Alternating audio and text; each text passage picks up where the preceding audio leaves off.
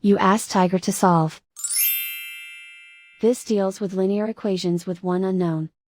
The final result is z equals 4. Let's solve it step by step. Group all constants on the right side of the equation. Add 16 to both sides. Simplify the arithmetic.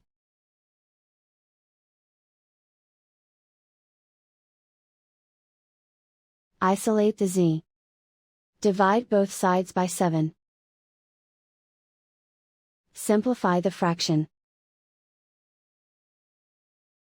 Find the greatest common factor of the numerator and denominator. Factor out and cancel the greatest common factor. And so the final result is z equals 4.